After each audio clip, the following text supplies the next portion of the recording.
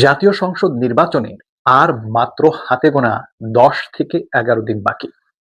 এই সময়ের মধ্যে জমে উঠেছে বাকযুদ্ধ এবং সবচাইতে বেশি বাকযুদ্ধ হচ্ছে ঢাকা-৮ যেখানে এনসিপির প্রার্থী নাসির উদ্দিন পাটোয়ারি এবং বিএনপির প্রার্থী বর্ষীয়ান রাজনীতিবিদ ব্যাপক আলোচিত, ব্যাপক সমালোচিত সংসদ সদস্য প্রার্থী মির্জা আব্বাস, এই দুইজনের মধ্যে জমজমাট বাকযুদ্ধ চলছে।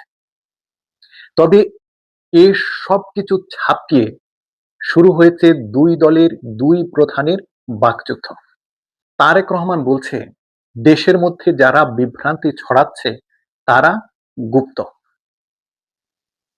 তো এই গুপ্ত শব্দটাই তো বিভ্রান্তি ছড়ায়। এই যে তারেক রহমান ইট মেরেছেন, তার জবাব দিয়েছেন পাটকেল দিয়ে জামায়াতে ইসলামীর আমির ডাক্তার শফিকুর রহমান। তিনি বলেছেন, যারা নিজেরাই গুপ্ত হয়ে চলে গিয়েছিল তারা এখন মজলুমদের বলছে গুপ্ত। তাদের বলি, আয়নায় আগে নিজের চেহারা দেখুন। ইট মারলে পাটকেল খেতে হয়। তবে আমার প্রশ্নটা হচ্ছে, এই যে যাদেরকে তারেক রহমান গুপ্ত বলছেন, আমরা সবাই জানি তারা কারা। এই যে বিগত ১৫-১৬ বছর ধরে ফ্যাসিস্ট সরকার অত্যাচারের স্টিম রোলার চালিয়েছিল বিরোধী মতের উপর, যার শিকার হয়ে তারেক রহমান নিজেই লন্ডন চলে যেতে বাধ্য হয়েছিলেন।